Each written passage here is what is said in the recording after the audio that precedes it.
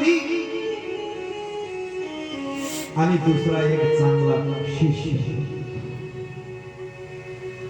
तुम्हाला जगामधून काही मिळालं नाही तरी चालेल, परंतु चांगला माणूस शोधण्याची, चांगला मित्र शोधण्याची, चांगला व्यक्ती शोधण्याचे प्रयत्न तुम्ही जीवनामध्ये करा प्रिय सज्जन माय बाप।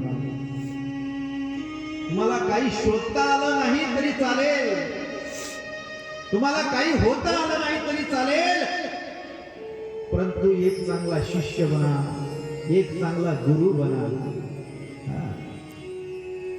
परंतु जगाची स्थिती फार वाईट आहे।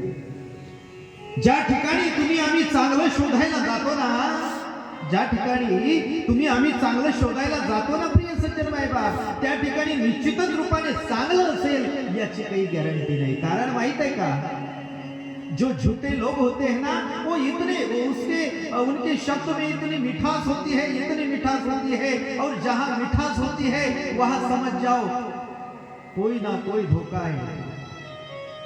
ज्याच्या मनामध्ये वाईट आहे त्याची वाणी गोड असेल, लक्षात आहे का? ज्याच्या मनामध्ये काहीतरी काळबेर असेल, ज्याच्या मनामध्ये काहीतरी वाईट असेल त्याची वाणी गोड असेल, आणि ज्याची वाणी गोड असेल त्याच्या मनामध्ये काहीतरी पाप असेल। आणि सांगू का, ज्याची वाणी वैखरी धाकट असेल, रागीट असेल, ज्याचे शब्द कडू असतील, ज्याची वाणी कटू असेल, त्याच्या हृदयामध्ये, अंतःकरणामध्ये प्रिय सज्जन माय बाप प्रेम असल्याशिवाय राहत नाही। त्याच्या अंतःकरणामध्ये प्रेम असेल, म्हणून खोट्या हसण्याला बळी पडू नका प्रिय सज्जन माय बाप। गोड गोड बोलायला बळी पडू नका ना। मी काल एक प्रमाण देऊन गेलो होतो, तुझे कैसे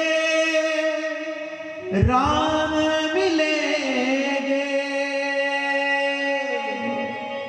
अरे ऊपर से उजला है तू और अंदर से काला है तू।